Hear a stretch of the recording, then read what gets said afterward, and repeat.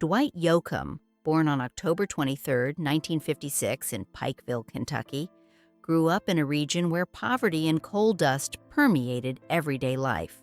The closing of the mines in Appalachia forced many families, including Dwight's, to move north in search of better opportunities.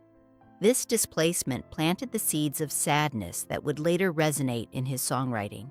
Dwight's connection to music began at a young age when his father, a would-be guitarist, handed the instrument to him. By the age of 8, Dwight penned his first song. Growing up in Columbus, Ohio, Dwight found solace in his guitar and the radio, listening to icons like Johnny Cash, whose raw, aching voice became a major influence on his musical style. His early experiences of feeling torn from home became the foundation for the emotional storytelling that would define his career. A rebel in Nashville. In 1977, Dwight Yoakam made the pivotal decision to pursue a career in country music, setting his sights on Nashville, where he believed his future lay. However, Nashville, which was beginning to embrace slick, polished country sounds, had little interest in Dwight's raw, honky-tonk edge. His Bakersfield twang and gritty style were not the smooth, crossover-ready sounds the industry was craving. Dwight's auditions in Nashville were met with rejection, the most disheartening being when he was chosen as a mere alternate for a gig at Opryland after pouring his heart into an audition. This rejection was a wake-up call. Dwight, undeterred by the industry's closed doors, made the bold choice to move to Los Angeles in 1978, a city known for its eclectic mix of musical influences, and there he would find his true calling. The birth of cowpunk and breakthrough. In Los Angeles, Dwight Yoakam didn't just find a city, he found his audience. Working by day in odd jobs and playing wherever he could at night, he found kinship with the punk rockers of the time, who, like him, valued authenticity over style. It was in the gritty underground punk clubs like Madame Wong's and Al's Bar, where Dwight began to carve out his place in the music scene. The music he was creating was not country in the traditional sense, but was instead a fierce blend of country, rockabilly, and punk influences. Critics later coined the term cowpunk to describe this fusion of sounds. Dwight's blend of honesty, emotion, and grit hit a chord with punks who were seeking something real. And soon, his sound was gaining recognition across the city. The Turning Point, a partnership with Pete Anderson. In 1982, Dwight met Pete Anderson, a guitarist and producer who would become one of the most influential figures in his career. Anderson understood Dwight's unique sound and helped him craft it into something that could reach a wider audience.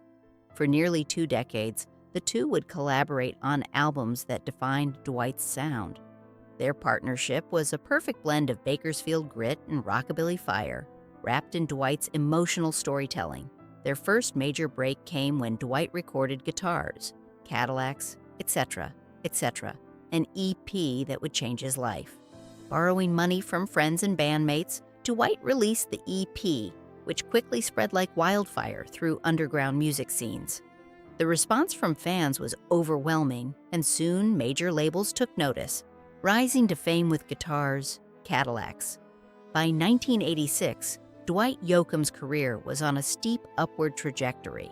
After signing with Warner Reprise, his EP Guitars, Cadillacs, etc., was re-released as a full-length album. The album was a major success, hitting #1 and staying on the charts for 3 years.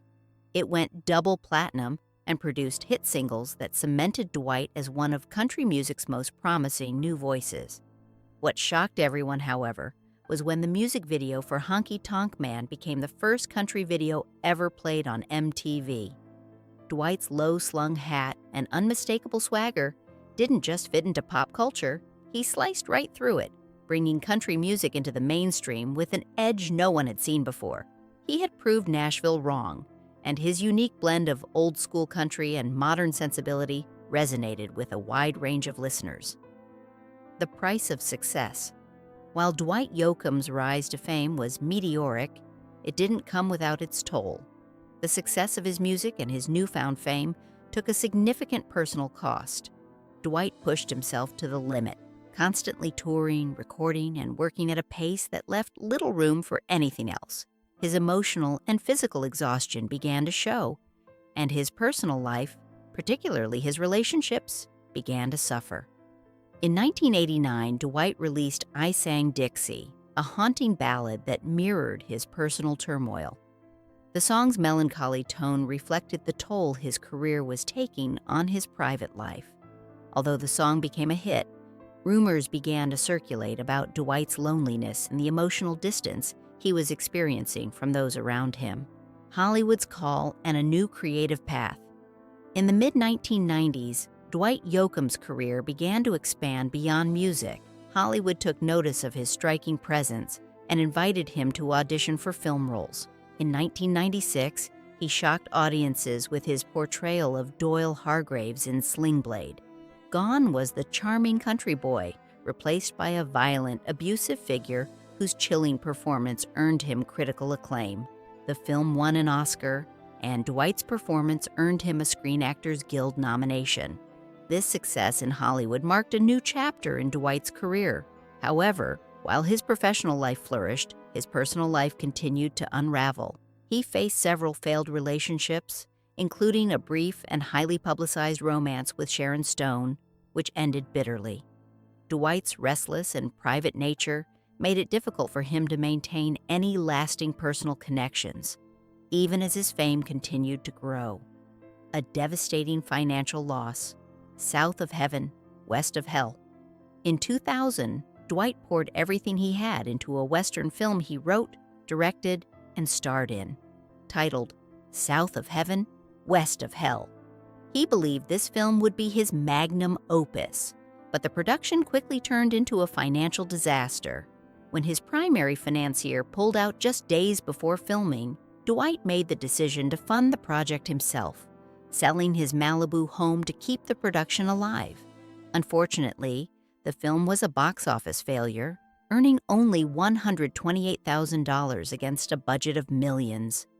The financial strain caused Dwight to lose his production company and led to the dissolution of his long-standing creative partnership with Pete Anderson. The toll of the film's failure not only affected Dwight financially, but emotionally as well, marking the beginning of a long period of struggle, the decline, emotional exhaustion, and legal battles. By the early 2000s, Dwight Yoakam's career was no longer as dominant as it had once been. The failure of South of Heaven, West of Hell left him financially drained and emotionally exhausted. His relationship with Warner/Reprise ended acrimoniously, leading to a legal battle over the rights to his music. Dwight's career continued, but the momentum had slowed.